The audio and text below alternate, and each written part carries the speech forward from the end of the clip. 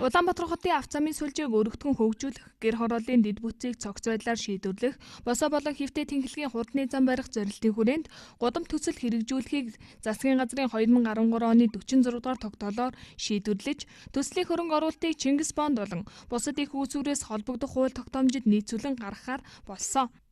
Нийслэлийн 33 уулзрын өргөтгөл шинжилгээ ажлын хүрээнд хийгдэх хамгийн ихний ажил болох Өргөө кинотеатрын урдах уулзрын өргөтгөл шинжилгээ ажил эхэллээ. Өргөө кинотеатрын уулзрын зам барилгын зураг төслийн болон гүйцэтгэгчийг сонгохон оролцуулах шалгаруулалтанд олон компаниуд саналаа ирүүлснээс зураг төслийг хийх гүйцэтгэгчээр TIB компани, зам барилгын гүйцэтгэгчээр Public Road компани тус шалгаран ажиллаж эхлэв байна. Одоо энэ ажил маань болохоор 5 сарын 27-ноос үндсэн ажил эхэлсэн байна. Тэгээд энэ 6 сарын 10-нд хүлээлгэж өгөхөөр их шахахгүй хугацаанд хийх ажил байна. Тэгээд манай компани ерөөхдөө 3 ээлжээр ажиллаж байгаа юм. Ер нь их шахахгүй ажиллаж байгаа. Өдөр шөнөгүй ажиллаж байгаа. Нийт одоо нэг 100 гаруй ажилчтай ажиллаж байна.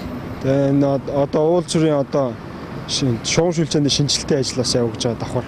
Тэгээд энэ 4 замын уулзар болно энэ уулзар маань. Тэгээд бүх боржуу бүх хүчлэлтэн шинжилгэх тийм ажил явагдав.